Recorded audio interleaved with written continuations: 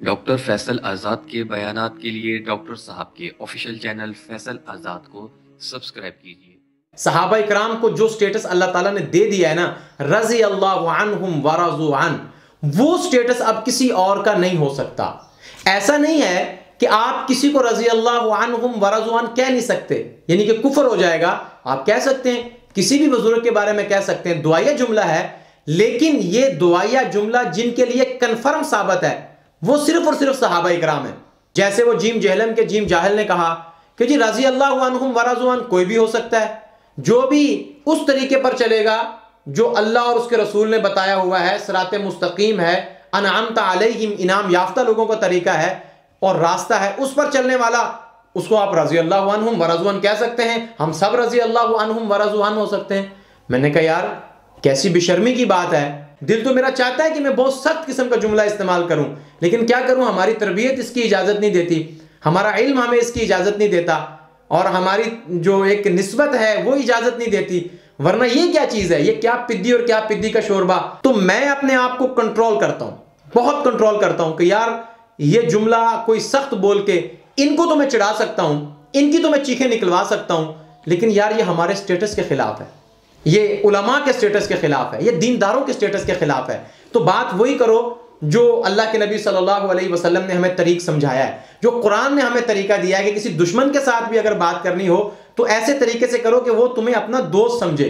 तो चलो कम से कम ये हमें अपना दोस्त ना समझे तो हमें जाती दुश्मन भी ना समझे। हाँ, इल्मी लिहाज से, नजरी लिहाज से और फिक्री लिहाज से हमारा इनके साथ खुला इख्तलाफ है। तो इस मामले पर भी मेरा शदीद इख्तलाफ है कि जो रज़ी अल्लाहु अन्हुम व रज़ू अन है वो स्टेटस सिर्फ और सिर्फ सहाबा इकराम का है। सही बुखारी की इस रिवायत की रोशनी में कि हज़रत सईद इब्न खुदरी रज़ी अल्लाहु अन्हु से रिवायत है कि क़ाल नबी सल्लल्लाहु अलैहि वसल्लम इन्नल्लाह यक़ूलु लि अहलिल जन्नति या अहलल जन्नति फ़यक़ूलून लब्बैक रब्बना व सअदैका वल खैरु फ़ी यदैका। अब ये जवाब देने के बाद अल्लाह उनसे कहते हैं फ़यक़ूलु हल रज़ीतुम फ़यक़ूलून व मा लना ला नरज़ा या रब्बी, ऐ हमारे रब क्यों नहीं, हम आपसे राजी हैं। वक़द अअतैतना मा लम तुअति अहदम मिन खल्क़िका, आपने अपनी मखलूक में से सबसे बेहतर चीज़ें हमें अता फरमा दी हैं, बल्कि इस जैसी चीज़ें किसी को दी नहीं थी। फ़यक़ूलु, तो अल्लाह फरमाते हैं अला उअतीकुम अफ़ज़ल मिन ज़ालिका, क्या मैं तुम्हें इससे भी अफजल चीज़ दूँ। फ़यक़ूलून या रब्बी व अय्यु शैइन अफ़ज़लु मिन ज़ालिका, ऐ अल्लाह इन नेमतों से, इस जन्नत से कौन सी चीज़ अफजल हो सकती है।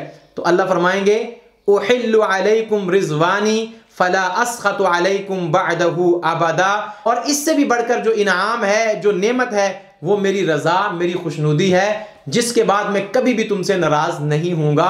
अब तुम सारे के सारे रज़ी अल्लाहु अन्हुम व रज़ू अन बन चुके हो। यानी तब मरने के बाद, जन्नत में पहुंचने के बाद सबसे आखिरी नेमत होगी रज़ी अल्लाहु अन्हुम व रज़ू अन।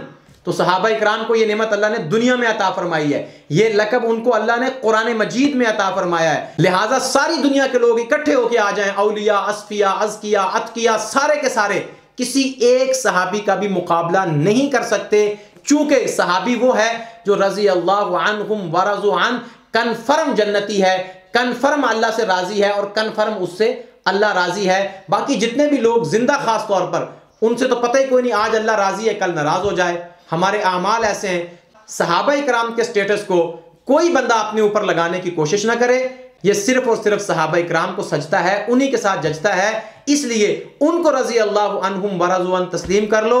रोज़े क़यामत अल्लाह ताला तुम्हें भी रज़ी अल्लाहु अन्हुम व रज़ू अन बना देगा।